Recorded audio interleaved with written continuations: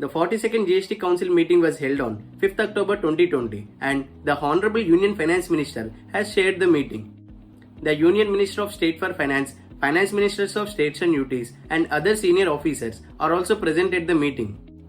Hi everyone, I am AJ from ClearTax. In today's video, we will see the highlights of 42nd GST Council meeting. During Council meet, the long pending issue of compensation cess was discussed along with other pressing issues such as easing GST return filing process and reduction of GST rate on certain goods. On the compensation cess issue, the Council decided to extend the collection period of cess beyond 5 years, that is beyond June 2022. After an 8-hour-long meeting, the Council failed to reach an agreement on the issue of borrowings to make up for the compensation cess shortfall. Hence, the Council will again meet on 12th October 2020 to resolve compensation issues for states.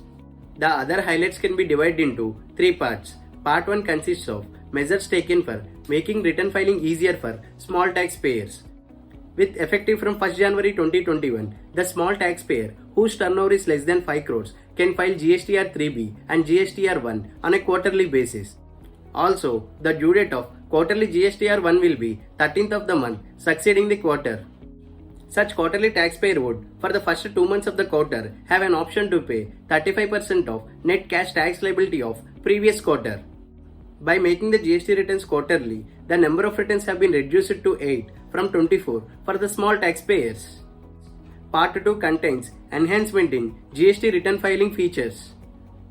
A roadmap has been created for auto generation of GSTR 3B, where the ITC will be auto-populated from supplier GSTR 1 and the tax liability will be automatically generated from businesses' own GSTR 1. To achieve this, it is mandated that GSTR 1 should be filed before filing GSTR 3B with effective from 1st April 2021.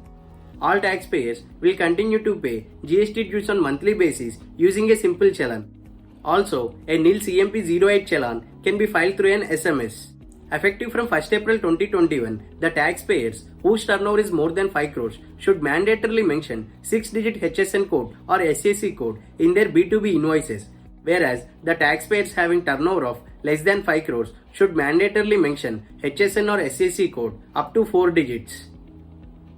However, HSN code up to 8 digits should be mentioned for notified goods and services. Part 3 contains other decisions such as Number 1. GST refunds will be given to bank account where PAN and Aadhaar linking has been done.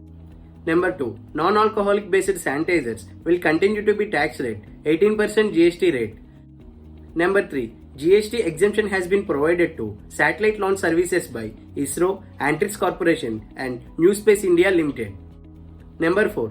The centre will disburse 20,000 crores of compensation cess and 25,000 crores of IGST related to 17-18 to states.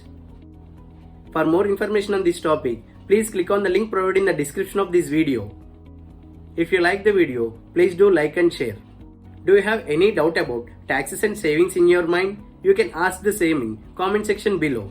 Also, do subscribe to our channel for more informative videos and don't forget to hit on the bell icon so that you will never miss an update from ClearTax. Stay tuned for more updates. Thank you.